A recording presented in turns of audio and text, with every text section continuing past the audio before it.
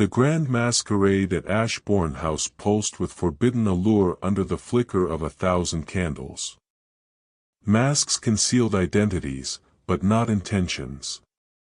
Lady Victoria Beaumont glided through the throng in emerald silk that clung to her graceful form, her raven hair swept into an elegant chignon adorned with pearls, hazel eyes sharp and watchful behind a delicate silver domino.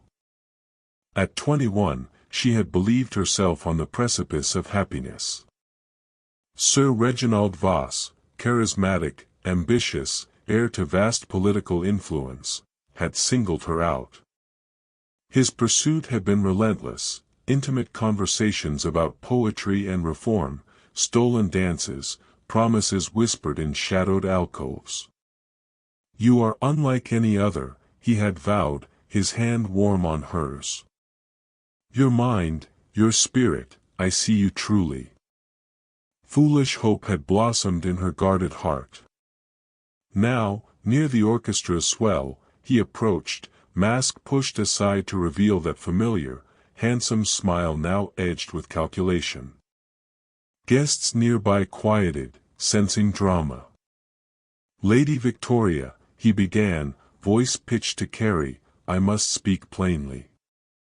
Family expectations demand a match of greater consequence. Miss Hargrove's connections will secure my future in ways yours, regrettably, cannot." The word struck like a blade. Gasps rippled outward.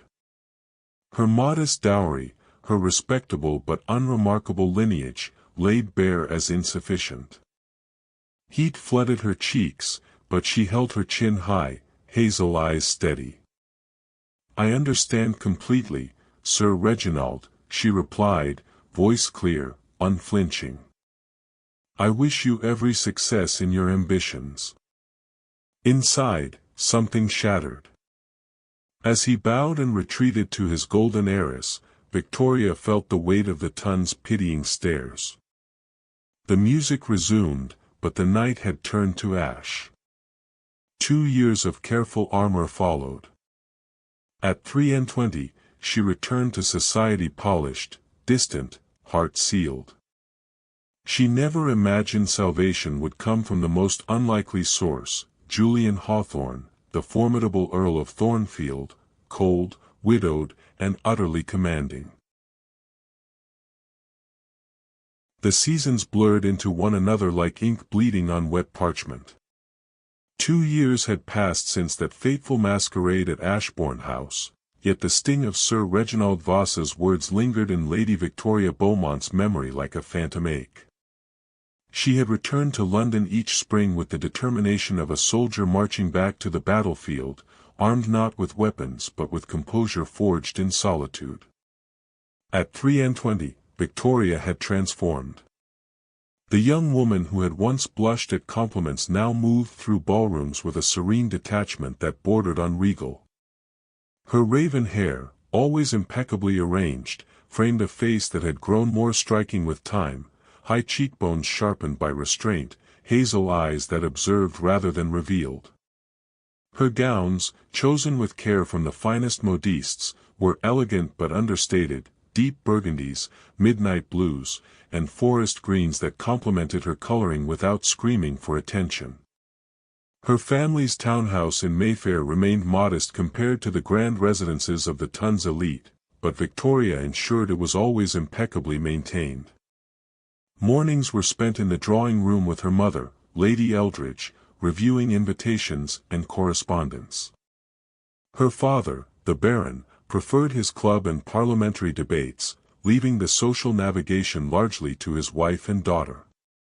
"You must consider Lord Fairchild's attentions, Victoria," Lady Eldridge urged one foggy morning in early spring 1837, as they sat by the fire with tea trays balanced on their laps. "He is steady, with a comfortable estate in Kent.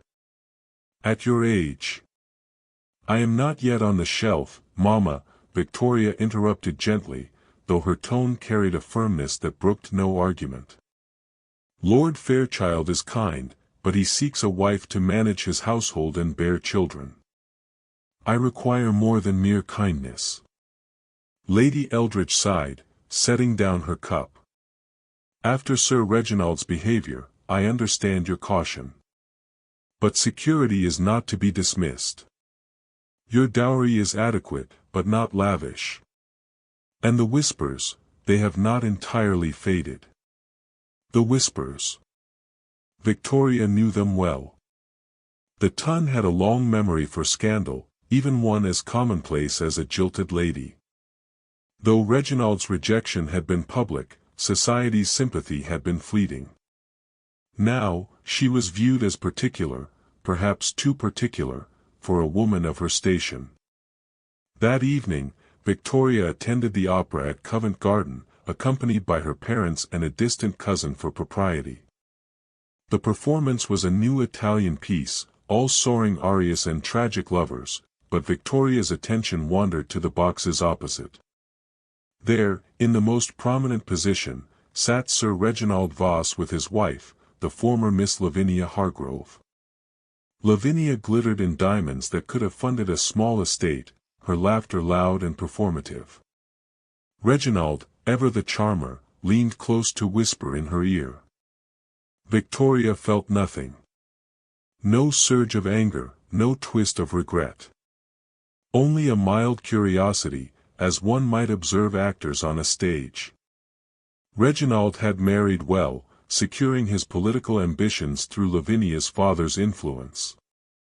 Rumors suggested the union was already strained, Lavinia's extravagance clashing with Reginald's careful calculations, but appearances were maintained. As the interval arrived, Victoria excused herself to the foyer for air. The crush of bodies and perfume was overwhelming. She found a quiet alcove near a window overlooking the fog-shrouded street when a voice interrupted her solitude. Lady Victoria. It was Lady Amelia Whitmore, a former acquaintance whose friendship had cooled after the scandal. How delightful to see you. Still enjoying the season? Indeed, Lady Amelia. Victoria inclined her head politely.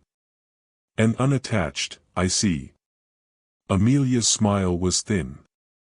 One wonders if you await a prince, or perhaps you find fault in every gentleman. Victoria met her gaze steadily. I await no one, madam. I simply decline to settle for less than mutual respect. Amelia's eyebrows rose.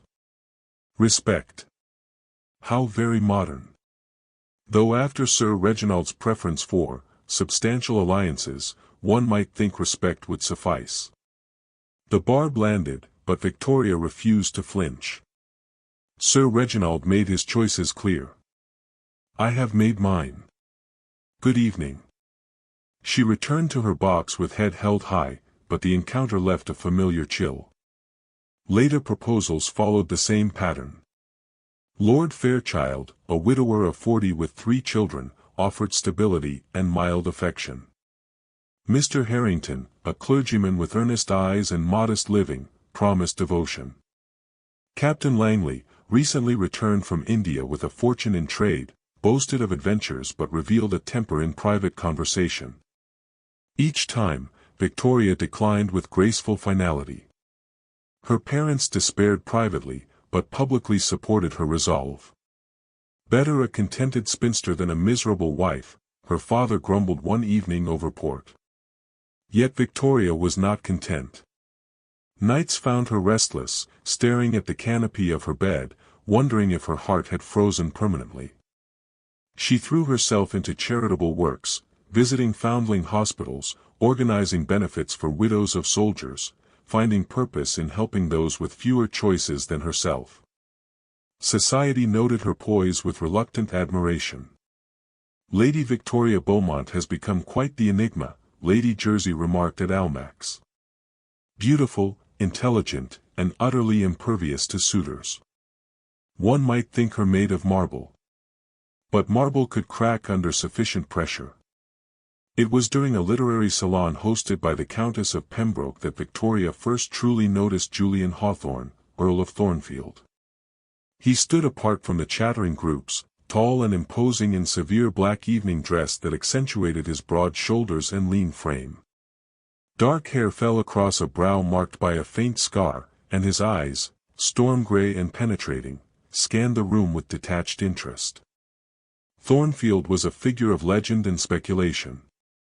Widowed young after a brief, tragic marriage to an heiress who had died in childbirth along with their infant son, he had retreated to his Yorkshire estates for years, building a fortune through shrewd investments in canals and manufacturing. Now 34, he had returned to London ostensibly for parliamentary duties, but attended few social events. Their paths had crossed briefly before, at a political dinner where he had nodded politely at her father's introduction, and once at the theatre where their boxes adjoined. On that occasion, he had inquired about her thoughts on the play, a revival of Sheridan's works, and listened intently to her analysis of its social satire. "You see beneath the wit to the commentary on class," he had observed quietly. "Few do." She had been surprised by the compliment, coming from a man known for his taciturn nature. At the salon, the hostess drew Victoria into conversation near where Thornfield stood. "Lady Victoria, have you met Lord Thornfield properly? His Grace shares your interest in agricultural reform." Thornfield turned, his gaze meeting hers with unsettling directness. "Lady Victoria. We have met, though briefly." "Your lordship." She curtsied, noting the way his presence seemed to command space without effort. They discussed a recent pamphlet on crop rotation, Victoria offering observations from her father's estate management. Thornfield listened with genuine attention, asking pointed questions that revealed his own deep knowledge. "You speak with authority on matters most ladies avoid," he remarked. "My father encouraged my education," she replied. "I find practical knowledge more useful than embroidery." One corner of his mouth lifted, almost a smile. "Refreshing." As the evening ended, Victoria felt his eyes follow her departure. In the carriage home, she dismissed the encounter as mere politeness. Yet over the following weeks, she noticed him at various events, a concert at Hanover Square, a garden party in Richmond. Always at the periphery, always watching. Society buzzed with speculation. Thornfield noticing anyone is remarkable, Lady Pembroke confided to Victoria's mother. He has refused every matchmaking attempt since his tragedy. Victoria refused to entertain hope. She had learned that lesson painfully. Yet she could not deny the curiosity stirred by the Earl's quiet intensity, a man who seemed as guarded as she had become. Little did she know that Julian Hawthorne had already formed his own calculations. Observing her grace under pressure, her intelligence, her refusal to simper or scheme, he saw potential for something rare, a partnership built on mutual respect rather than fragile illusion. The fog of London concealed many things, but some truths were beginning to emerge. Spring deepened in London, with Hyde Park bursting into reluctant green and the Tons calendar filling with relentless obligations. Lady Victoria Beaumont navigated the whirlwind with practiced ease, her hazel eyes cataloguing alliances and rivalries while her expression remained serenely neutral. She had learned to armor herself in politeness, deflecting curiosity with deft conversation and declining dances with graceful excuses. Yet an undercurrent of awareness had begun to disturb her calm. Wherever she went, Julian Hawthorne, Earl of Thornfield, seemed to materialize at the edges of her vision. Not obtrusively, he never pushed forward or sought introduction beyond necessity, but his presence registered like a shift in atmospheric pressure. It began innocently enough at a concert in Hanover Square rooms. The program featured Beethoven's latest quartet, performed by visiting Viennese musicians. Victoria sat with her mother and a group of ladies, applauding politely between movements. During the interval, as she accepted a glass of orgeat from a footman, she felt a prickle of observation. Glancing up, she met storm-gray eyes across the crowded salon. Thornfield stood alone near a pillar, his tall frame cutting an imposing silhouette in tailored black. He inclined his head in acknowledgement before turning away, but the brief exchange left her oddly unsettled. "Why does Lord Thornfield stare so?" Lady Eldridge whispered later in their carriage. "He has the reputation of a recluse." "Perhaps he finds the music lacking," Victoria replied lightly, though she wondered the same. Days later, at a garden party in the expansive grounds of Richmond House, the pattern repeated.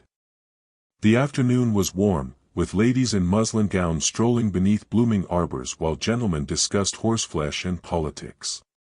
Victoria had sought respite on a secluded bench overlooking the Thames, a volume of Wordsworth open in her lap. Footsteps on gravel announced company. "Lady Victoria." Thornfield's deep voice preceded him. He stopped at a respectful distance, hat in hand. "I trust one do not intrude." "Not at all, my lord." She closed her book, curiosity overriding caution.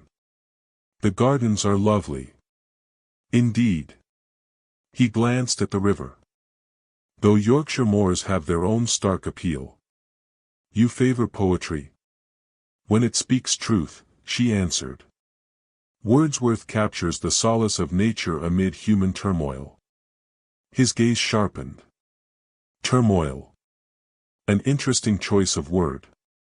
Victoria felt warmth rise to her cheeks but held his stare. "Life provides ample examples." A pause stretched between them, charged rather than awkward. Finally, he spoke. "Your insight at the Pembroke salon lingered in my mind. Few ladies, or gentlemen, engage so thoughtfully with estate matters. My father's stewardship taught me early that prosperity depends on understanding the land and those who work it." Practical wisdom. Approval flickered in his eyes. "Rare and valuable." He bowed and departed before she could respond, leaving her with the unsettling sense of being truly seen.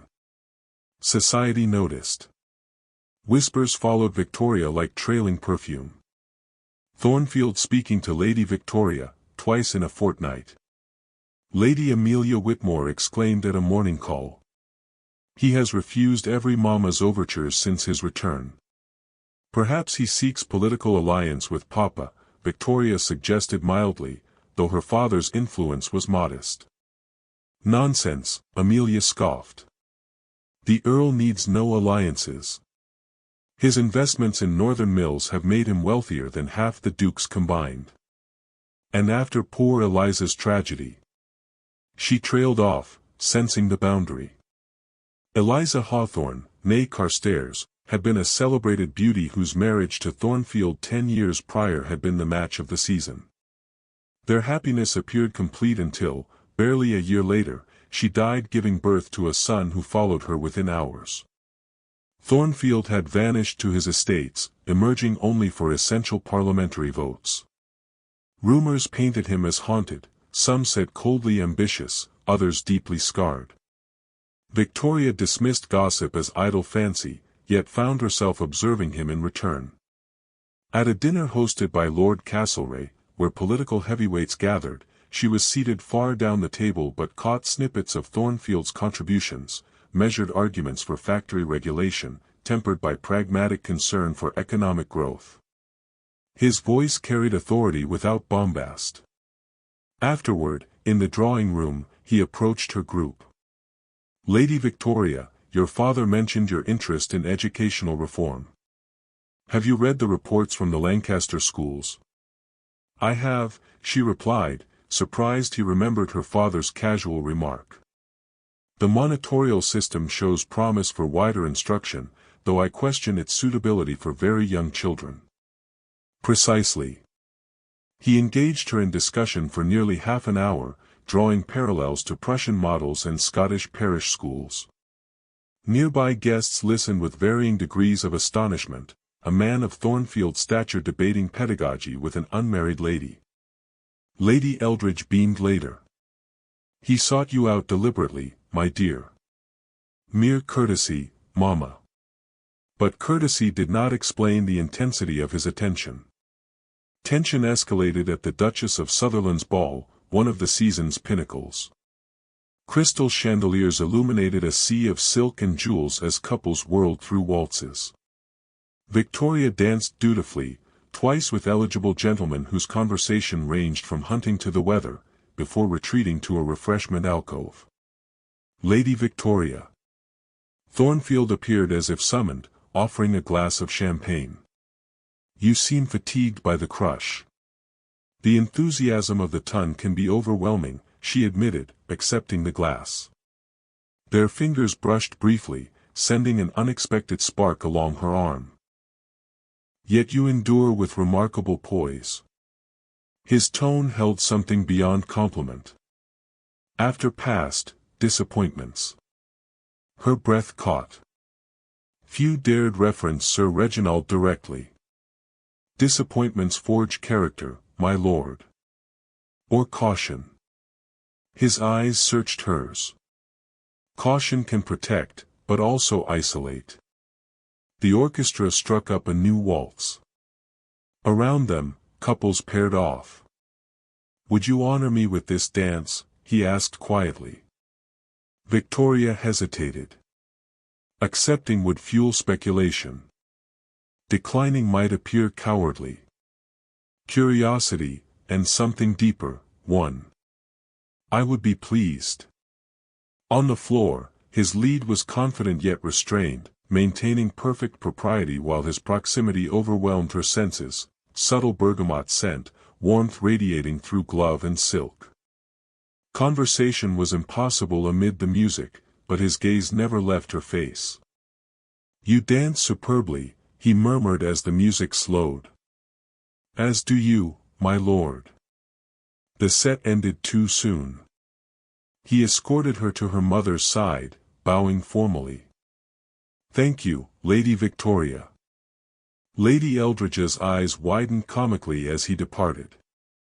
Good heavens, she whispered. The Earl requested a dance. Victoria's pulse still raced. It was merely one set. But society erupted. By morning, calling cards piled higher than usual. Invitations arrived with renewed urgency. Young ladies regarded her with envy, their mammas with calculation. Sir Reginald Voss, encountering her at a subsequent assembly, offered stiff congratulations. Thornfield's notice is no small thing, Lady Victoria. Though his disposition. He trailed off suggestively. I find his conversation stimulating, she replied coolly. Reginald's smile thinned. Beside him, Lady Voss, formerly Lavinia, glittered with resentment. Victoria felt a surge of satisfaction. Let them speculate. Yet privately, doubt gnawed.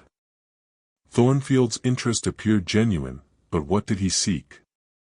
A decorative wife to manage his households? A political hostess? His tragedy suggested deeper wounds. Could any woman breach such defenses? She observed him more closely at subsequent events. He attended sparingly, always impeccable, always aloof except when their paths crossed. Once, at the Royal Academy exhibition, he materialized beside her before a landscape painting. Reminds me of the moors near Thornfield Abbey, he remarked. Wild, unforgiving, yet beautiful in their honesty. As opposed to cultivated gardens, she asked. Precisely. Some beauty requires no artifice. Was he speaking of landscapes or something else? The season wore on, and Victoria found herself anticipating events where he might appear. Her careful detachment cracked, admitting unwelcome hope. She had vowed never again to trust charming attention, yet Thornfield offered no charm, only steady regard and intellectual respect. Little did she know that Julian Hawthorne had already decided. Watching her navigate society's currents with dignity, witnessing her kindness to a fumbling debutante or her thoughtful contributions to serious discussion, he saw the partner he had long believed impossible, a woman of substance who asked for nothing but honesty. The Earl's shadow lengthened across her carefully guarded world, promising either illumination or deeper darkness. Victoria stood at the precipice, unsure whether to step forward or retreat forever. The invitation to Lord Pembroke's estate in Surrey arrived unexpectedly, a handwritten note from the Countess herself requesting Victoria's company for a weekend house party. "We shall have intellectual discussions and country air," it read. "Lord Thornfield has accepted, and I believe you would enjoy the company." Victoria hesitated. House parties were notorious for matchmaking schemes, and the Countess's transparency was unmistakable. Yet curiosity, and a reluctant admission of intrigue, compelled her to accept. Her mother, eyes alight with hope, overseen the packing of trunks with enthusiastic efficiency. The journey south took half a day, the carriage rumbling through rolling hills dusted with late spring wildflowers. Pembroke Hall emerged like a vision from a landscape painting, Palladian facade gleaming in sunlight, manicured gardens terraced toward a serene lake. Guests milled on the gravel drive, greetings echoing amid the unloading of luggage. Thornfield arrived shortly after, his traveling coach sleek and unostentatious. He dismounted with athletic grace, exchanging brief pleasantries with the host before his gaze found Victoria. A nod, nothing more, but it lingered. The weekend unfolded in leisurely rhythm, morning rides, afternoon teas on the lawn, evening recitals in the music room.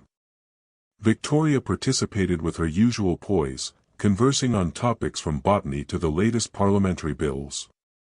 Thornfield contributed sparingly, his comments always incisive, drawing admiring glances from the assembly. On the second afternoon, a light rain confined guests indoors. Victoria slipped away to the conservatory, a glass-domed haven filled with exotic plants and the humid scent of earth. She wandered among ferns and orchids, finding solace in the quiet drip of rain on panes. Footsteps echoed on the tiled floor. "Lady Victoria." Thornfield's voice was low, respectful. He stood at the entrance, hesitation uncharacteristic. "My lord." Seeking refuge from the card tables.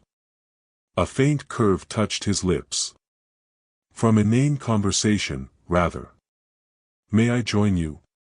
She nodded, heart quickening inexplicably. They strolled the paths in silence at first, pausing before a blooming camellia. "These remind me of Thornfield's hothouses," he remarked. "Though Yorkshire's climate demands greater effort. You maintain them personally?" "My late wife enjoyed them." The words emerged flatly, but pain flickered in his eyes. "I continue for the estate's sake." Victoria sensed the boundary but ventured gently. "Loss leaves enduring marks." "Indeed." He met her gaze. "As does betrayal, I imagine." The reference to Reginald hung unspoken. She lifted her chin. "One learns to navigate around scars." They continued, discussion turning to lighter matters, books, reforms, the absurdity of certain social customs. Thornfield's reserve softened, he spoke of his northern estates with quiet passion, describing tenant improvements and innovative farming methods. "You manage with progressive vision," Victoria observed. "Necessity breeds innovation. And fairness yields loyalty." As thunder rumbled distantly, he stopped beneath a trailing vine. "Lady Victoria, I sought this moment deliberately." Her pulse stuttered. "My lord." "I am direct by nature, and circumstances demand clarity." His grey eyes held hers steadily. "I find myself in need of a countess. Someone capable, intelligent, suited to managing extensive households and navigating society without reliance on frivolity." Victoria's breath caught. This was no poetic declaration. He continued unflinchingly. "I have observed you these past months. Your composure amid adversity, your thoughtful engagement, your refusal to dissimulate, these qualities recommend you highly. I offer marriage, a partnership of mutual benefit. My position and resources would provide security and influence. In return, you would bring dignity and competence to Thornfield. Silence stretched, broken only by rain's patter. You propose a practical arrangement, she managed. Precisely. No illusions of romance, I am incapable of such pretense after my history. But I promise honesty, respect, and generosity. You would retain autonomy in personal matters, pursue interests as you wish. Discretion and civility would suffice between us. Victoria's mind raced. Every rational argument favored acceptance. Thornfield's wealth rivaled Duke's, his title elevated her beyond Reginald's dreams. As his countess, she would command respect, never again face pitying whispers or inadequate suitors.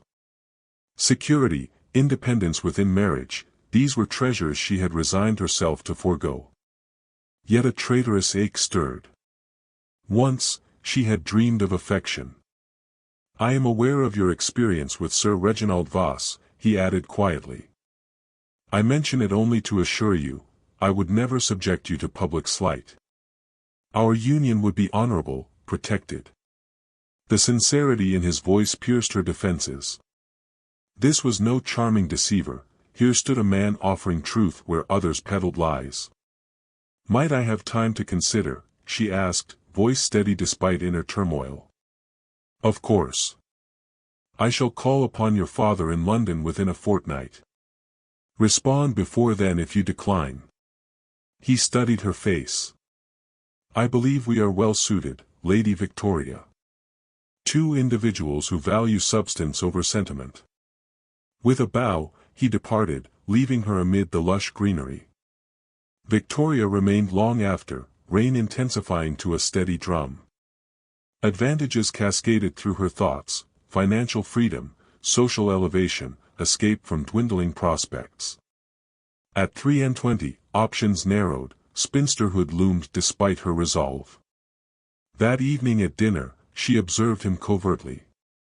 He conversed politely with neighbors, but his gaze sought hers occasionally, unreadable. Guests speculated in whispers. Thornfield in prolonged conversation with Lady Victoria, unprecedented. Lady Pembroke cornered her later. My dear, he spoke to Pembroke about you. Seriously. Victoria offered a neutral smile. Returning to her chamber, she paced. Her mother's delight was predictable, ecstatic letters already composed in imagination.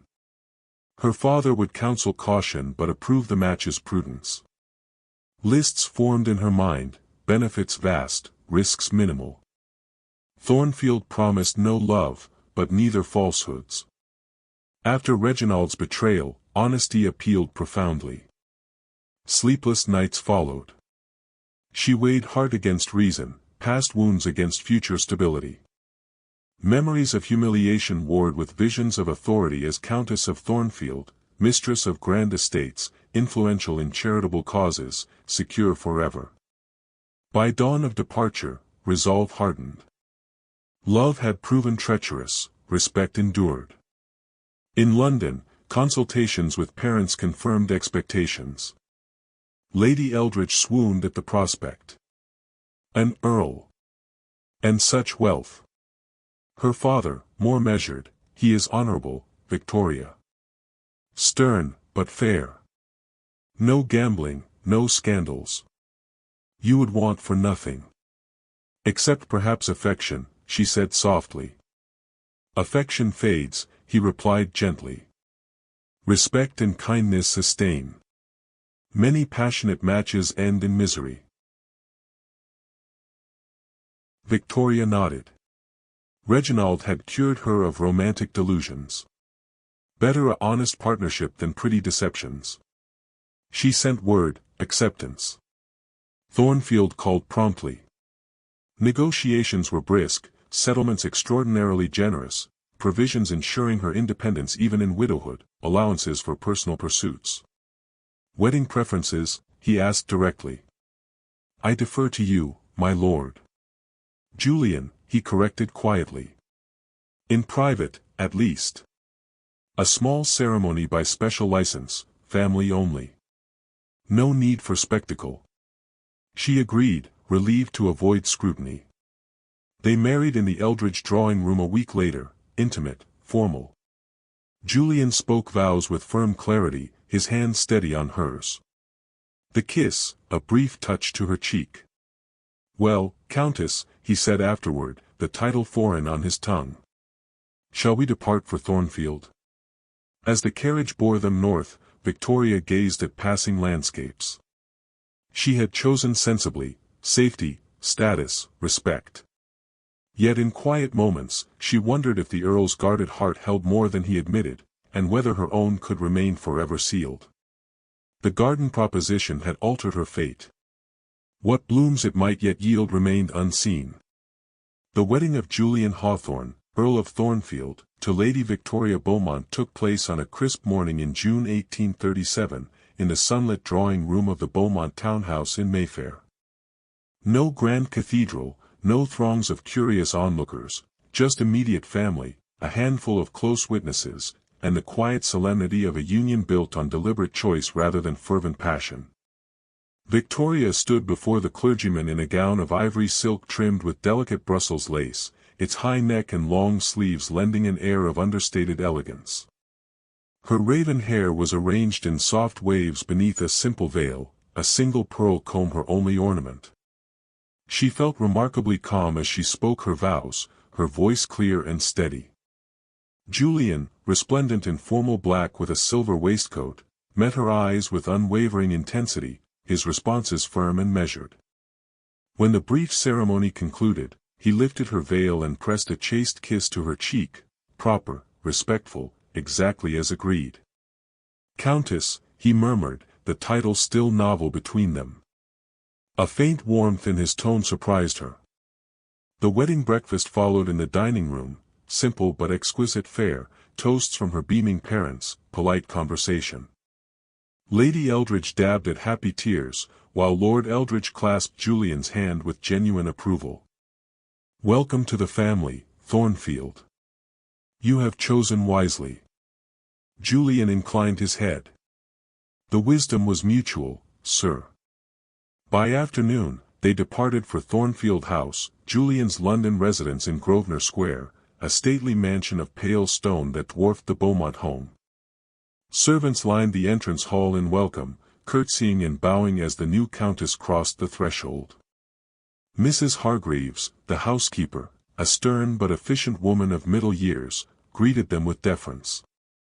"Welcome home, my lord, my lady. Your chambers are prepared." Victoria's suite adjoined Julian's through connecting doors, a arrangement of cool blues and creams that felt luxurious yet impersonal. Her trunks were unpacked with swift precision, her few personal items arranged thoughtfully. That first evening, they dined alone in the vast dining room, candlelight flickering across polished mahogany. Conversation flowed easily: estate matters, her impressions of the house, his upcoming parliamentary commitments. "You will wish to review the household accounts with Mrs. Hargreaves tomorrow," Julian said, pouring wine. "Make any changes you deem fit. The staff is competent, but your authority is absolute." "Thank you." Victoria appreciated the immediate trust. "I look forward to it." He studied her across the table. "You appear composed." "As do you." She met his gaze. "This is what we agreed upon." A nod. "Indeed." They retired early, separate chambers observed. Victoria lay awake, listening to the unfamiliar creaks of the grand house, feeling neither regret nor elation, only a profound sense of transition. Society, however, exploded with speculation. The marriage had been so swift, so private, that rumors swirled like autumn leaves. Thornfield married at last, to the Beaumont girl, of all people. Lady Jersey declared at Almack's. And after her disappointment with Voss. How deliciously ironic. The irony peaked at the Duchess of Richmond's grand ball, the first major event the new Lord and Lady Thornfield attended together. Invitations had flooded in. Julian insisted they appear promptly. "We shall face the curiosity head-on," he stated over breakfast. "United, indifferent to gossip. You are now Countess of Thornfield, hold yourself accordingly." Victoria dressed with care, a gown of deep sapphire velvet that accentuated her graceful figure, Thornfield family sapphires, his wedding gift, at throat and ears glittering coldly. As she descended the staircase, Julian waited below, his eyes registering approval before returning to polite neutrality. "You look exceptional," he said simply, offering his arm. The carriage ride was silent, tension building. At Richmond House, the announcement, "The Earl and Countess of Thornfield," drew immediate attention. Heads turned, whispers erupted. The Duke and Duchess greeted them warmly, curiosity evident. "Thornfield, you dark horse," the Duke teased. "Married quietly and to such a gem. Welcome, Countess, we are delighted." They progressed into the ballroom, Julian's hand firm at her elbow. Congratulations flowed, some genuine, others laced with envy. Young ladies who had once eyed Thornfield now regarded Victoria with reassessment. Near the refreshment table, fate, or misfortune, intervened. Sir Reginald Voss approached, his wife on his arm. Lavinia Voss glittered in ostentatious rubies, her expression smug. "Lady Vic, forgive me, Countess," Reginald corrected with exaggerated surprise, voice carrying. "One hears rumors, but to see it confirmed. Still circulating in society, I note. And now elevated so unexpectedly." Victoria stiffened, old humiliation surging. Reginald continued, false sympathy dripping. "At your age, with circumstances as they were, prospects must have seemed limited. Though perhaps ambitions exceeded realistic. I beg your pardon." Julian's voice cut through, icy and commanding. His hand settled possessively at Victoria's waist, drawing her close. "You address my wife." Reginald paled. "Thornfield." "Indeed." Julian's tone was lethally polite. "Allow proper introduction, Julian Hawthorne, Earl of Thornfield, and this is my Countess, Victoria. Married these 3 weeks past." Silence rippled outward. Lavinia's smile faltered. Reginald stammered. "I was unaware." Clearly. Julian's disdain was palpable. "To imply my wife's prospects limited displays either ignorance or presumption. As Countess of Thornfield, she outranks every lady here save royalty.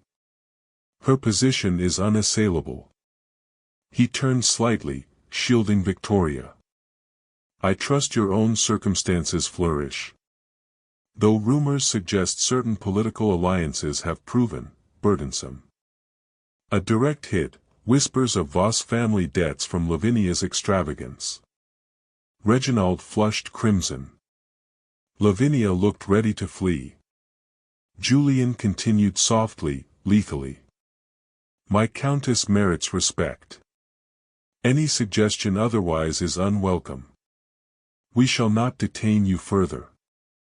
With effortless grace, he guided Victoria away, leaving the Vosses isolated amid fascinated stares.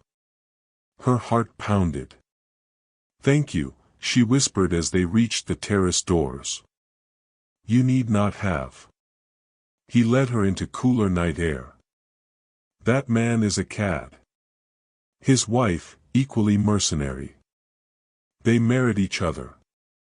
Victoria looked up at him, moonlight softening his stern features. "You defended me publicly. Our arrangement demands respect," he finished firmly. "You are my wife, Victoria. I protect what is mine. No one diminishes you in my presence." Something shifted irrevocably. His possessiveness, delivered without sentiment, felt profoundly protective. They returned to the ballroom eventually, but the evening's tone had altered. Gossip now favored the Thornfields. The Earl's devastating set-down of Voss became legendary by morning. In the carriage home, Victoria ventured, "You were magnificent." "I spoke truth." He paused.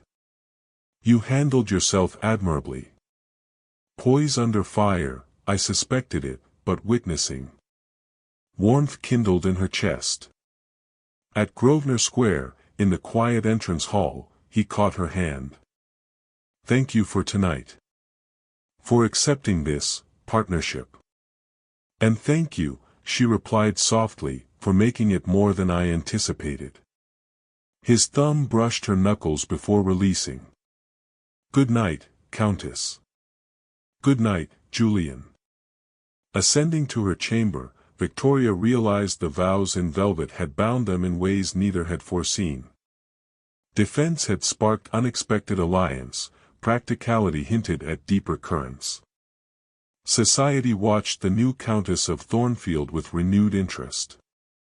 And Victoria, for the first time in years, felt the faint stirrings of possibility. The weeks following the Richmond ball settled into a rhythm that Victoria found both comforting and disconcerting. As Countess of Thornfield, her days filled with new responsibilities, morning consultations with Mrs. Hargreaves on household matters, afternoons receiving callers whose curiosity about the sudden marriage bordered on intrusive, evenings often spent at Julian's side hosting dinners for political allies or attending the theatre. Thornfield House in Grosvenor Square became her domain. She redecorated subtly, fresh flowers in vases, lighter curtains in the drawing room to soften the severe masculinity Julian favored. He noticed but said nothing until one morning over breakfast, when sunlight streamed through new silk drapes. "Improvements suit the house," he remarked, folding his newspaper. "Your touch is evident." Victoria glanced up from her correspondence. "I hope not presumptuously. On the contrary. It feels less austere." A pause. "More like a home." The words warmed her unexpectedly. Their interactions remained formal in public, but in private moments, shared meals, quiet evenings in the library, conversation deepened. Julian discussed parliamentary debates on factory acts, Victoria shared ideas for charitable endowments. He listened with genuine interest, occasionally offering insights that revealed his progressive leanings beneath conservative restraint.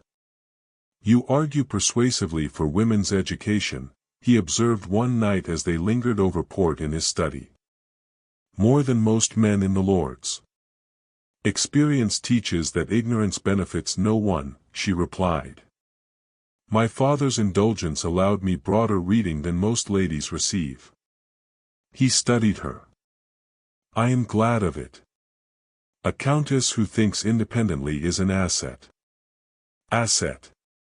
The word reminded her of their arrangement's foundation, practicality over passion. Yet his gaze held appreciation that felt personal. Society's scrutiny intensified. Invitations poured in, young ladies who once ignored her now sought friendship, their mamas angling for Thornfield's influence. Older dowagers assessed her at teas and musicales. At Lady Castlereagh's salon, a circle of influential women probed delicately. "Such a whirlwind courtship," Lady Jersey remarked, eyes sharp over her fan. Thornfield was considered uncatchable. Victoria smiled evenly. "When minds align, delay serves little purpose." "And bodies, perhaps?" Lady Cooper whispered archly, drawing titters. Heat rose to Victoria's cheeks, but she maintained composure. Mutual respect forms a stronger bond than haste in other matters. The women laughed, but approval mingled with envy. Thornfield's defense at the ball had elevated her status irrevocably, no one dared overt slights. Jealousy manifested subtly. Miss Eliza Farnsworth, a diamond of the season with ambitions toward Thornfield before his marriage, cornered Victoria at a concert interval. "How fortunate you are, Countess," she said sweetly, "to secure such a prize after previous disappointments." Victoria met her gaze. "Fortune favors preparation, Miss Farnsworth. And discernment." Eliza flushed, retreating. Julian's business affairs added complication. He spent long hours in his study with secretaries and men of affairs, discussing Northern Mills and canal investments. Victoria glimpsed ledgers, vast sums that dwarfed her imagination. One afternoon, curiosity led her to knock on his study door. "Enter." He looked up from papers, surprise softening to welcome. "Victoria. What brings you?" "I wondered about the Yorkshire estates. You mention them often, might I understand more?" He gestured to a chair. "Of course. Knowledge benefits us both." He explained patiently, textile mills driving prosperity, tenant farms modernized with new machinery, investments in railways promising future growth. Risks too, worker unrest, fluctuating cotton prices. "You balance profit with fairness," she observed. "Exploitation breeds revolt. Sustainable progress serves longer." His eyes met hers. As in marriage. The parallel hung unspoken. He gifted her pearls one evening, flawless strands with a diamond clasp. "For the opera tomorrow. They suit you." "Julian, these are extravagant. Appropriate for my countess." He fastened them himself, fingers brushing her nape, sending shivers. "You represent Thornfield now." The gesture felt possessive, stirring unfamiliar warmth. Separate chambers persisted, observed with mutual politeness. Yet tension built in small ways, lingering touches when he handed her into carriages, prolonged gazes across crowded rooms. Complications arose with echoes of Julian's past. A letter arrived from Yorkshire, Mrs. Fairfax, Thornfield Abbey's housekeeper, reporting on estate matters but mentioning the late Countess's rooms remain as she left them. Victoria read it inadvertently while sorting correspondence. Curiosity warred with propriety. That evening, she ventured, "Mrs. Fairfax writes fondly of the Abbey." Julian's expression shuddered. "She has managed faithfully for decades. Perhaps we might visit soon. Country air. In time." Abruptly, he changed subject. The rebuff stung, highlighting boundaries. Society's jealousy peaked at a masquerade, ironic echo of her humiliation. Victoria attended as a Renaissance lady in crimson velvet, mask concealing vulnerability. Near midnight, she sought air on a balcony. Footsteps followed. Lady Thornfield. Sir Reginald Voss, unmasked, his wife absent. Sir Reginald. Cool acknowledgement. He leaned on the balustrade. "Marriage agrees with you." Though Thornfield's reputation precedes him, cold, unyielding. One wonders if warmth exists beneath. "Our union suits us," she replied evenly. "Does it?" His smile twisted. Whispers suggest separate lives, much like his first marriage. Poor Eliza, devoted, yet he remained distant until tragedy. Victoria's temper flared. "You presume much. Merely concern for an old acquaintance." His gaze lingered insultingly. "If ever you seek true companionship." "Good evening, boss." Julian's voice sliced the night. He appeared like a shadow materializing, hand claiming her arm possessively. Reginald straightened, paling. "Thornfield. Addressing my wife uninvited. Lethal calm. A harmless exchange. Harmless words carry venom. Julian stepped forward, towering. You mistreated her once. Attempt it again, and consequences will exceed social discomfort. Reginald retreated hastily. Julian guided her inside, tension radiating. Are you well? Yes. Thank you, again. In the carriage, silence reigned until he spoke. Voss oversteps gravely. His jealousy consumes him. Julian's hand covered hers. You merit better than such remnants. The touch lingered. Back home, in the entrance hall, impulse overtook her. Julian, about your first marriage, I do not pry, but if shadows linger. He stilled. Eliza was young. Infatuated. I cared, but perhaps inadequately. Her death, the child's, it hardened me. I vowed no vulnerability again. Understanding dawned. Our arrangement protects you too. Yes. His eyes searched hers. Yet you challenged that resolve. Warmth flooded her. Perhaps challenge benefits us. A ghost of smile. Perhaps. He escorted her upstairs, pausing at her door. Good night, Victoria. Good night. Alone, she touched the pearls, heart racing. Echoes of pasts, hers of betrayal, his of loss, threatened their fragile harmony. Jealousy from without, secrets from within. Yet in defending her, Julian revealed cracks in his armor. And Victoria felt her own thawing. One afternoon, reviewing invitations, jealousy struck her. A note from a political dinner mentioned Miss Clara Montague, beautiful, accomplished, rumored to have caught Thornfield's eye before his marriage. Irrational possessiveness surged. She confronted him that evening in the library. This Montague woman, frequent correspondent. He looked up, puzzled. Clara? Daughter of Lord Montague. Political discussions, nothing more. Society links your names. His brow arched. Jealousy, Countess. Heat flushed her. Merely, protective of appearances. He rose, approaching. There is no other.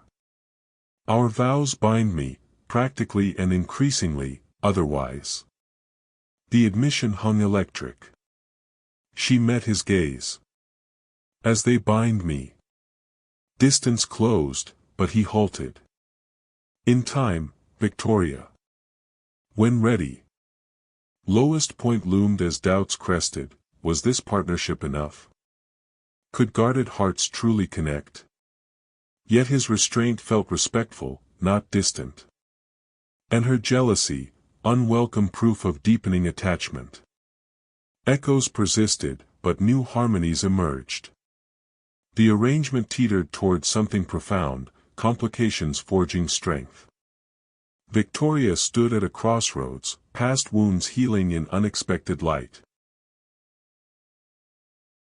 The season's relentless pace finally ebbed in late July, prompting Julian to suggest a removal to Thornfield Abbey. London grows stifling, he said one morning over breakfast. Yorkshire air will refresh us both. And you should see your northern home. Victoria agreed readily. The capital's heat and endless obligations had begun to wear on her, and curiosity about Julian's primary seat burned brightly. They departed amid a flurry of trunks and servants, the journey north taking 3 days by well-sprung coach. Thornfield Abbey emerged from the wild moors like a Gothic sentinel, ancient stone towers flanked by sprawling wings added in later centuries, surrounded by windswept gardens and vast parkland. Heather bloomed purple across the hills, and the air carried a crisp tang that invigorated after London's smoke. Mrs. Fairfax greeted them at the porte-cochere, a capable woman with graying hair and kind eyes. "Welcome home, my lord. And to you, my lady, Thornfield has long awaited a mistress." Victoria smiled warmly. "I look forward to knowing it well, Mrs. Fairfax." The interior impressed with its blend of grandeur and austerity, panelled halls lined with ancestral portraits, a library rivaling any in London, chambers appointed in rich but faded tapestries. Her suite overlooked the moors, vast windows framing dramatic skies. Julian guided her personally on the first tour. The abbey dates to Elizabethan times, much altered. "These are the family quarters." He paused before a locked door on the upper floor. "Private storage." Curiosity flickered, but she nodded. Days settled into country rhythm, morning rides across the moors, Julian an expert horseman who patiently coached her over rough terrain, afternoons exploring gardens or reviewing estate accounts with the steward. Evenings brought quiet companionship, chess by firelight, reading aloud from shared volumes, discussions ranging from crop rotation to poetry. Vulnerabilities surfaced gradually. One evening, after a particularly invigorating ride, they returned laughing at her horse's stubbornness. In the stables, Julian helped her dismount, hands lingering at her waist. "You improve daily," he murmured, closer than propriety allowed. Breath-catching, she met his gaze. "With an excellent teacher." Heat flared between them, but he released her. "Dinner awaits." Restraint frustrated her growing desire for closeness. Old wounds reopened with unexpected force. During a village fair, Victoria organized charitable distributions, blankets, food parcels, for tenants. Julian approved generously, accompanying her. Amid the festivities, a familiar figure appeared, Sir Reginald Voss, visiting northern acquaintances. His surprise mirrored hers. "Countess." He bowed stiffly. "Thornfield's wild suit you." "Sir Reginald." Cool politeness. Lavinia Voss trailed, jewels flashing even in daylight. "How rustic," she sniffed. "Though some prefer London's refinements." Julian materialized at Victoria's side, expression thunderous. "Voss." "Unexpected." "Merely visiting friends," Reginald replied smoothly. "One hears Thornfield Abbey harbors secrets." "Locked wings, perhaps." Julian's jaw tightened. "Gossip ill becomes you." The encounter soured the day. In the carriage home, Victoria ventured, "He seeks to provoke." "Ignore him." But tension radiated from Julian. That night, storm clouds gathered, literal and metaphorical. Thunder rumbled as they dined, lightning illuminating the great hall. Victoria broached the locked door. "The upper floor, storage, you said. Yet Mrs. Fairfax mentioned your late wife's apartments." Julian set down his glass sharply. "They remain undisturbed."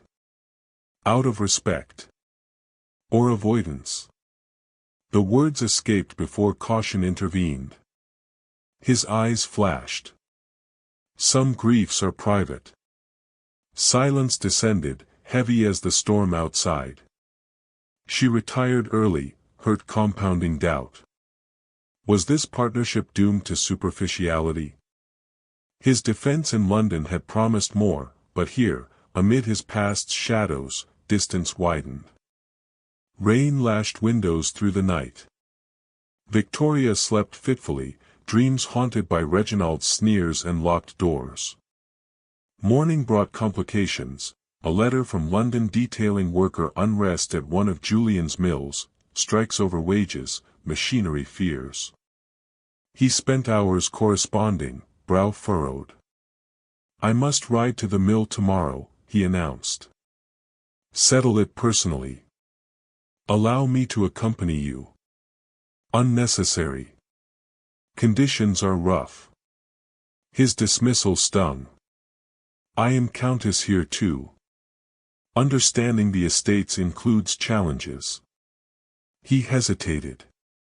Very well. But prepare for discomfort. The journey revealed Yorkshire's industrial side, smoky valleys, clattering factories. At the mill, workers gathered, faces hardened by labor. Julian addressed them firmly but fairly, promises of wage reviews, safety improvements. Victoria added observations on child labor drawn from her charitable readings, earning surprised respect. Resolution came swiftly, agreement reached, unrest quelled. In the carriage return, admiration swelled. You handled them masterfully. As did you. His hand covered hers. Your input swayed holdouts. Intimacy sparked, but storm clouds, personal, loomed. Reginald's reappearance escalated at a local assembly hosted by neighboring gentry. The Vossas attended, Lavinia's malice evident. During a country dance, Reginald cornered Victoria near the punch bowl. Domestic bliss, Countess. Though whispers from the abbey suggest otherwise, separate chambers, haunted halls. Fury rose. Your interest borders obsession. Merely observation. Thornfield's first marriage ended tragically, distance, some say, contributed. Julian intervened swiftly, grip iron on her arm. Enough, Voss. Your presence offends. Reginald smirked. Truth offends. A scene threatened. Julian escorted her out abruptly, carriage summoned. En route home, thunder cracked anew. He lies, Julian growled. About what? Frustration boiled over. The distance. The locked rooms preserving Eliza's memory like a shrine. He paled. You invade privacy's eye. I am your wife. Tears threatened. Yet treated as guest. Our arrangement promised honesty, but secrets abound. Silence thundered louder than the storm. At the abbey, rain poured in sheets. Victoria fled to her chamber, slamming the door. Doubt crashed like waves. Had she traded one humiliation for isolation? Reginald's barbs echoed, cold husband, haunted house. Lowest point descended. Alone by the fire, she wept, for lost illusions, for vulnerability risked again. Perhaps love required more than respect, perhaps guarded hearts could never truly merge. Julian knocked hours later, voice muffled. Victoria. She opened, eyes swollen. Remorse etched his features. I handled this poorly. Which part? The secrets? The distance? All. He entered, closing the door. Eliza's rooms, I sealed them after her death. Grief paralyzed me. Opening them means confronting failure. Failure? I loved her inadequately. She sought passion, I offered duty. Her pregnancy, complications arose partly from strain. I blamed myself. Understanding pierced her anger. You carry guilt alone. Until you. He stepped closer. You challenge my walls. It terrifies. As you challenge mine. Voice softening. Reginald's cruelty taught distrust. Yet with you, I want more. Storm raged outside as emotions crested inside. He reached for her hand. I want more too. But fear losing again. Isolation peaked, hearts bared amid lightning flashes. Victoria squeezed his hand. We need not fear together. The horizon darkened deepest before dawn. Reginald's interference, Julian's ghosts, her insecurities, converged to test their bond's fragility. Yet in vulnerability's storm, foundations strengthened.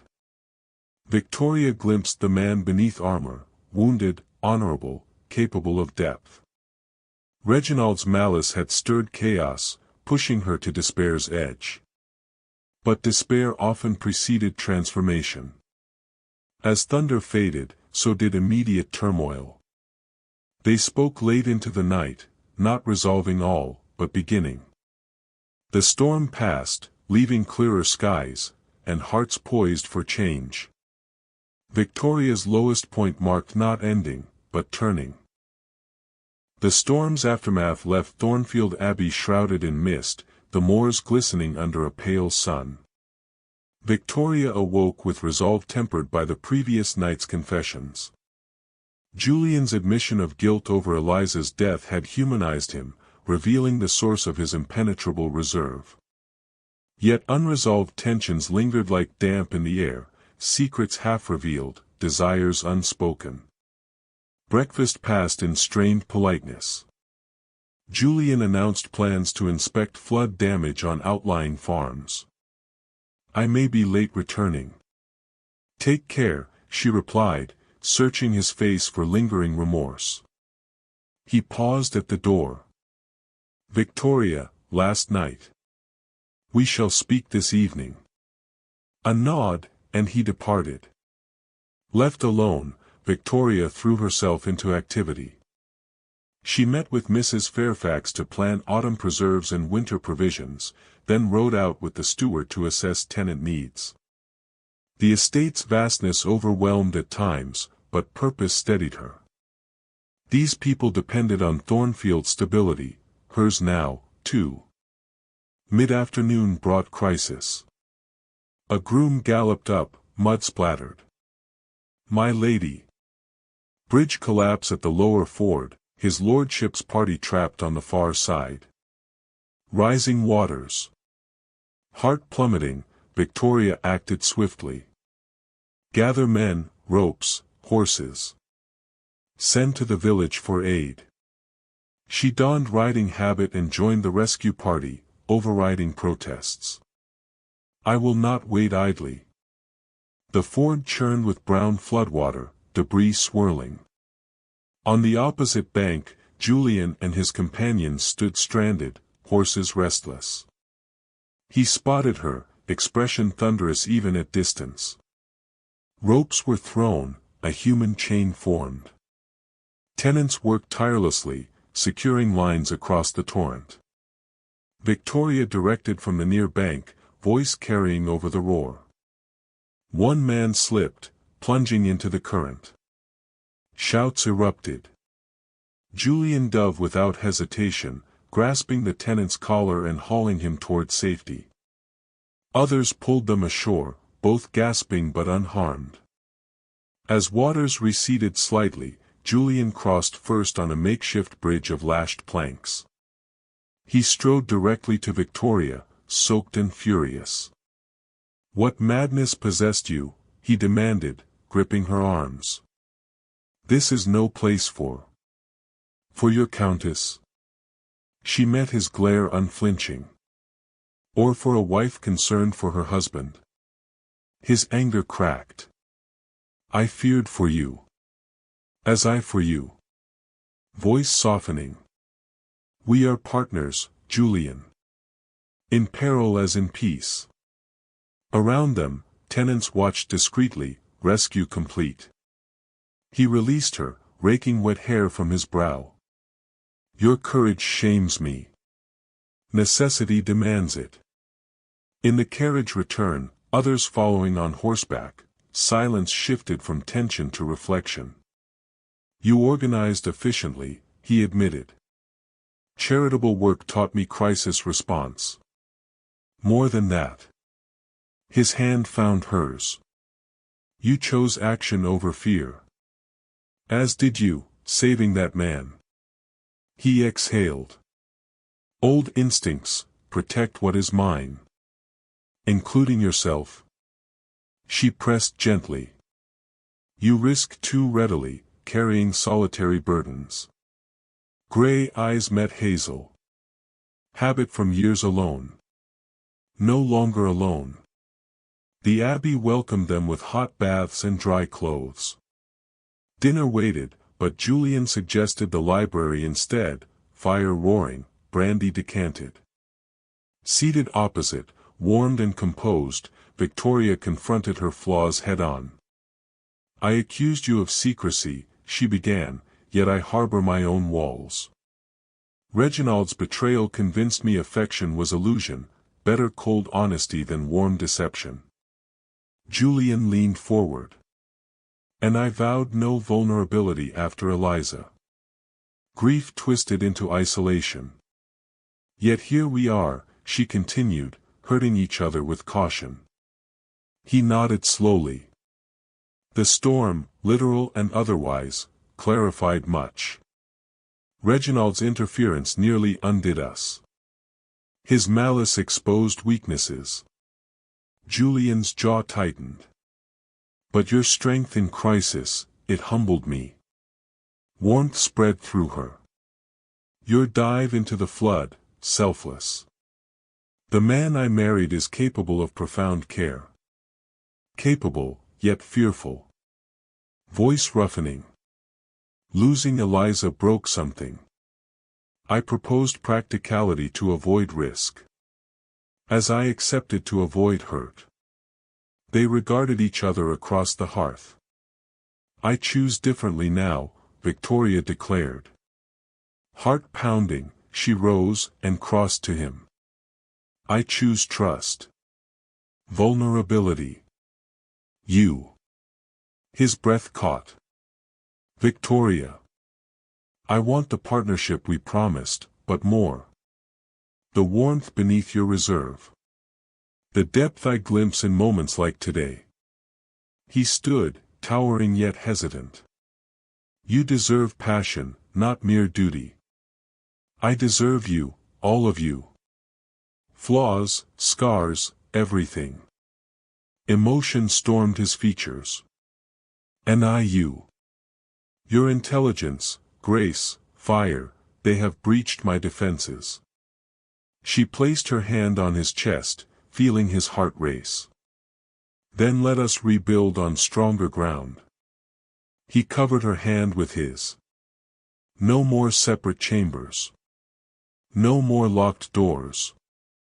Open Eliza's rooms together. If you wish. Confront the past, with you beside me. Tears pricked her eyes. Together. Decisive choice crystallized. She had confronted doubt's abyss, chosen faith over fear. Julian drew her close, forehead resting against hers. I feared love again. But with you, it terrifies less than losing you. Nor I you.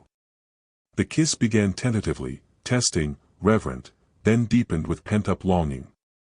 His arms encircled her possessively, hers wound around his neck.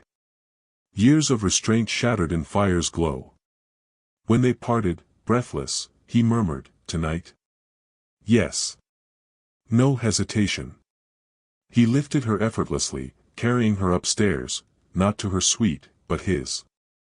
The master chamber, dark woods, massive bed, fire already lit by thoughtful servants.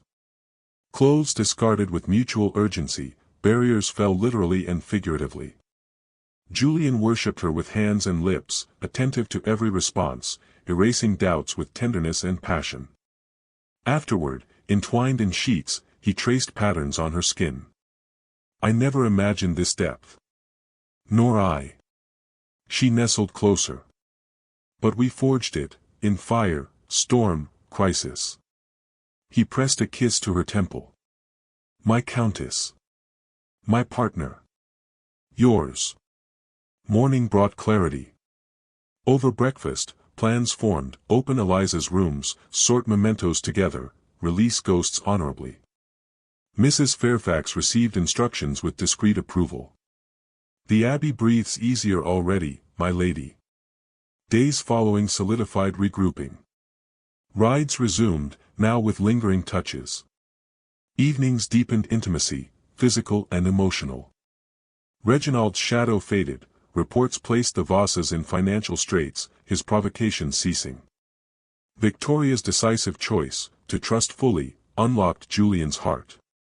His protectiveness transformed into open devotion, small gifts, a locket with their initials, attentive questions about her day, pride in her estate management. One afternoon, unpacking Eliza's rooms together, they found letters, young Eliza's fervent declarations, Julian's restrained replies. She loved deeply, Victoria observed gently. I responded inadequately. Regret lingered. You were young. Learning. She embraced him. Now you love better. His arms tightened. Because of you. Grief shared lightened. Items donated to charity, rooms repurposed as a nursery suite, for future needs, Julian said meaningfully. Blushes and agreement followed. Forged in fire, the flood, confrontation, passion, their bond strengthened unbreakable. Victoria emerged transformed, from guarded survivor to woman embracing love's risk. Julian too, stern earl softened by partnership's joy. The storm had threatened destruction, instead, it tempered steel. As autumn tinged the moor's gold, Thornfield Abbey stood renewed, home to a marriage no longer practical, but profound. Victoria's choice, to regroup, trust, love, marked the turning from complication to commitment. Ahead lay confrontation's climax, but foundations now held firm. Autumn fully claimed the Yorkshire moors, painting heather in fiery hues and crisp winds rattling abbey windows. Weeks since the flood crisis had woven Victoria and Julian closer, their days filled with shared purpose and nights with deepening passion. Separate chambers abandoned, they shared the master's grand bed, conversations lingering into dawn, bodies entwining with growing familiarity and wonder. Yet thunderclouds gathered anew, metaphorical this time. Invitations arrived for the annual harvest ball at neighboring Haworth Hall, a grand affair drawing local gentry and visitors from afar. Julian accepted reluctantly. Social obligations extend even here. Victoria sensed his unease. We shall endure together. The evening arrived with dramatic skies, heavy clouds promising storm. Thornfield's carriage conveyed them through twilight, lanterns flickering against gathering dark. Haworth Hall blazed with light, music spilling into the night. Guests in seasonal finery filled the ballroom, silks rustling, jewels glinting under chandeliers. Greetings flowed, admiration for the Thornfields' evident harmony, questions about estate improvements. Victoria moved with confidence, Julian's hand steady at her back. Tension ignited midway through the evening. Sir Reginald Voss appeared, uninvited but tolerated as a distant connection's guest. Lavinia clung to his arm, expression sour. Reginald approached during a lull, bowing mockingly. Thornfield. Countess. Domestic felicity in the wilds. Julian's grip tightened. Voss. Merely extending civilities. Reginald's smile gleamed falsely.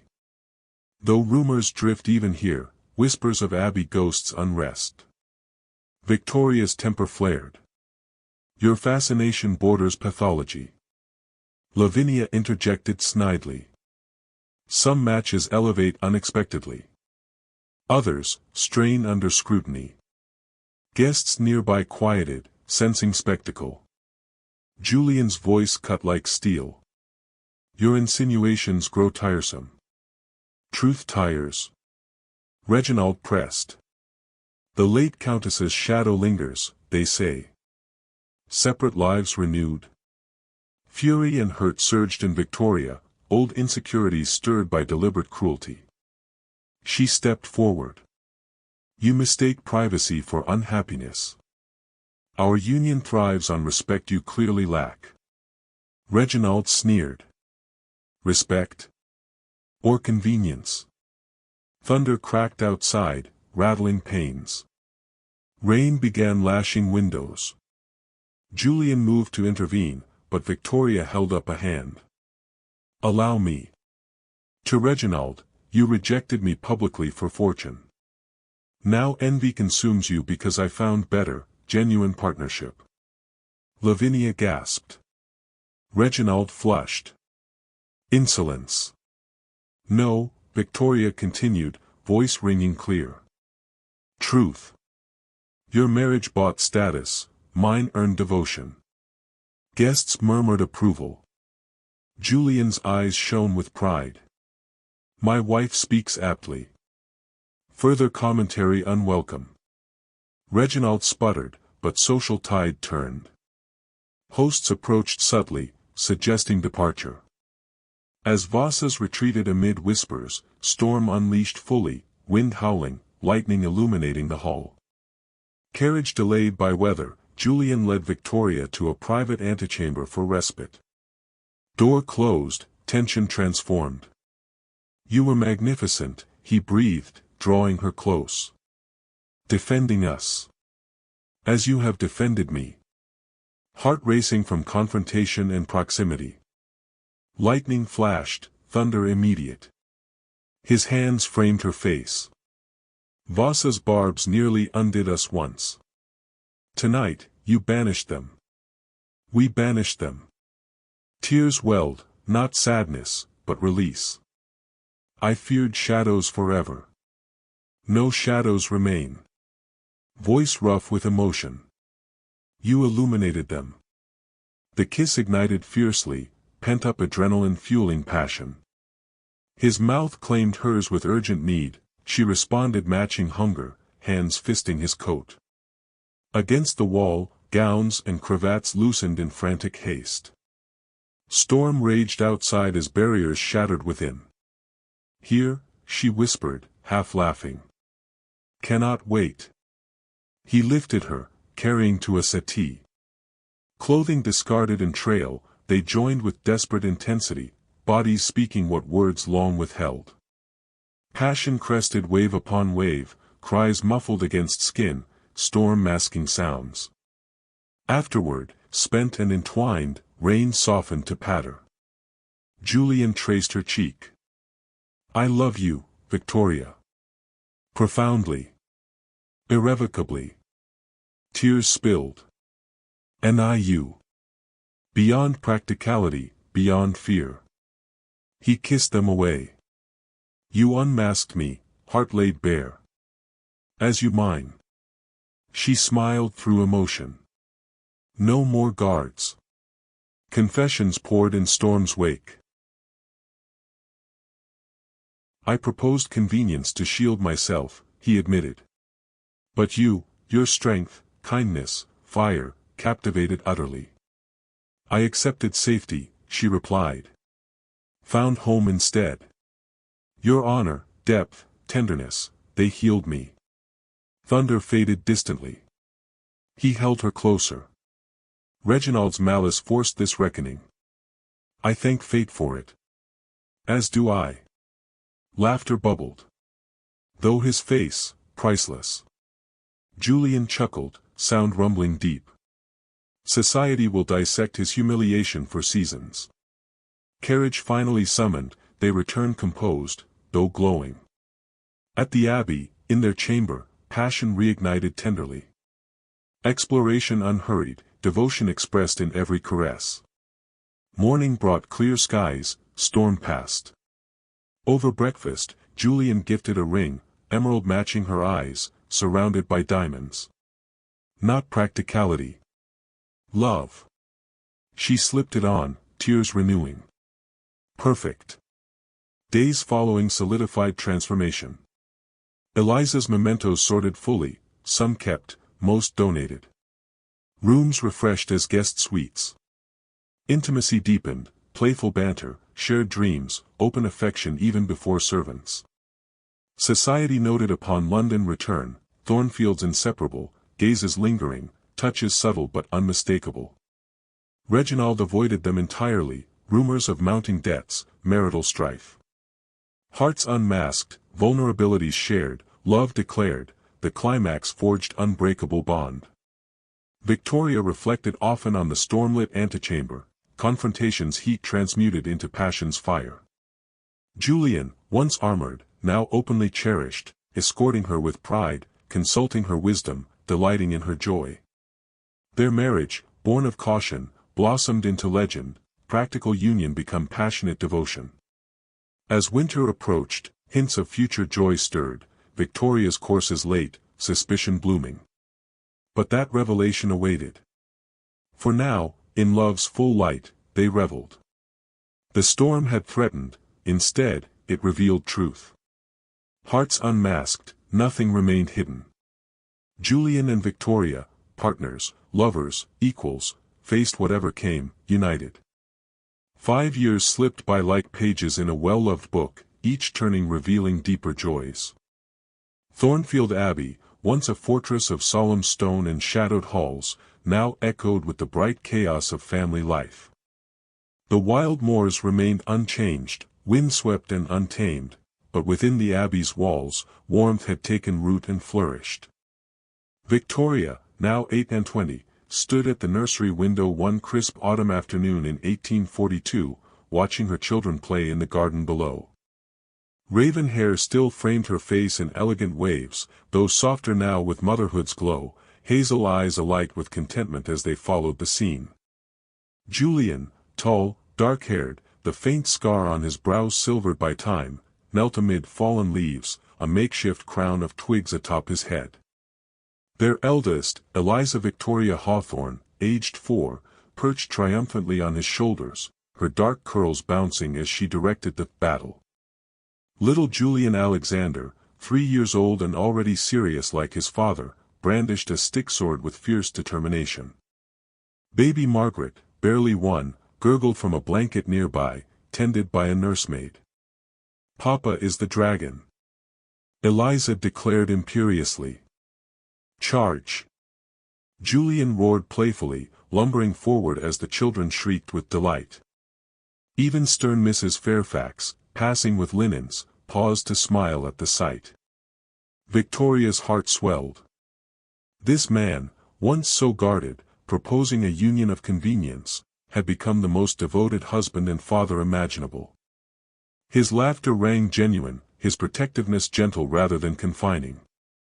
Their family had grown steadily, Eliza's birth the spring following their passionate reconciliation, a robust boy the next year, and sweet Margaret completing the trio. Each confinement Julian attended with anxious care, reading medical texts, ensuring finest physicians, holding her hand through labors. "You fuss excessively," Victoria teased after Margaret's arrival. "My world resides in you," he replied simply, kissing her forehead. "I take no risks." London seasons came and went, they attended selectively now, prioritizing country life. When in town, society marveled at the Thornfields, inseparable, attentive, a model of devoted partnership. The cold Earl thawed completely, Lady Jersey quipped at one ball. "Besotted, utterly." Indeed, Julian's devotion was legendary, fetching shawls before she shivered, consulting her on political votes, pride evident when she spoke at charitable meetings. Victoria blossomed equally. Her initiatives expanded, schools for tenant children, a foundling home in the village, advocacy for factory reforms drawing parliamentary notice. Julian supported fully, funding generously, amplifying her voice. "You are remarkable," he told her often. "Thornfield thrives because of you. We thrive together." Reginald Voss faded to irrelevance. Debts mounted, his marriage crumbled publicly, Lavinia's extravagance and infidelity scandalizing even jaded Ton. No heir materialized, titles future uncertain. They avoided society, whispers of separation circulating. Victoria felt only detached pity. "He reaps his choices." Julian agreed. "As we reap ours, blessedly." One autumn evening, mirroring their transformative years prior, they attended a local assembly. Storm clouds threatened again, but spirits remained high. Inevitably, the Vossas appeared, Reginald thinner, face lined with dissatisfaction, Lavinia brittle in outdated finery. Reginald approached hesitantly during a dance interval. Countess Thornfield. Julian's arm encircled Victoria possessively. Voss. Circumstances, change, Reginald muttered. Eyes flickered to their children, visible through open doors playing under nursemaid watch. Envy flashed. Indeed, Victoria replied evenly. Some for better. Lavinia sneered faintly. Domesticity in the provinces. How quaint. Julian's tone chilled. Quaint. Or content, beyond ambition's grasp. Reginald flushed. I meant no. Your past slights are forgotten, Victoria interjected kindly. We wish you well. But her eyes conveyed truth, triumph quiet, complete. She harbored no malice, only gratitude for paths diverged. The Vossas departed early, storm breaking outside. In their carriage, Julian drew her close. Regrets? None. She smiled. His rejection freed me for you. He kissed her temple. My greatest fortune. At the Abbey, children welcomed them boisterously. Julian scooped Eliza, Victoria lifted young Julian, Margaret reaching chubby arms. Bedtime stories followed, Julian's deep voice narrating adventures, Victoria adding flourishes. Tucked in, little ones slept peacefully. In their chamber, fire crackling, intimacy reignited tenderly. You are everything, Julian murmured against her skin. Wife, partner, mother of my children. As you are my love, my home. Reflections often visited Victoria, from humiliated debutante to fulfilled countess, mother, advocate. She had sought security in a practical match. Found profound love instead, built on respect, forged in trials, blooming eternally. Society dubbed them the love match earldom. Young ladies sighed over their story, rejected by a fortune hunter, chosen by a worthy lord, happiness earned through mutual growth. At a London ball years later, children left safely in Yorkshire, they danced amid admiring gazes. Thinking of the past? Julian asked, whirling her expertly. Only to appreciate the present. She met his grey eyes, softened by love. You unmasked my heart. And you mine. Their reflection in mirrors, elegant couple, devoted, radiant. Reginald, glimpsing from afar, turned away, regret perhaps, shame certainly. But Victoria noticed not. Her world centered on Julian, their family, legacy of light illuminating once shadowed halls. Years continued, more children considered, estates prospered, charitable works endured. Thornfield Abbey rang with laughter, love's legacy secure. Victoria Blackwood, no, Hawthorne, Countess of Thornfield, had everything, devoted husband, beautiful children, purpose, respect. Most precious, love, real, deep, transformative. Rejected by a fool, chosen by a wise man. Loved truly by the best of men. And loving him wholly in return. Their practical beginning had become the love story of an era. In Julian's arms, watching stars from Abbey battlements, Victoria knew absolute certainty, she was the most fortunate woman in England. Not for title or wealth. But for the man who cherished her completely, and the life they built, day by loving day. Legacy of light, enduring, brilliant, eternal.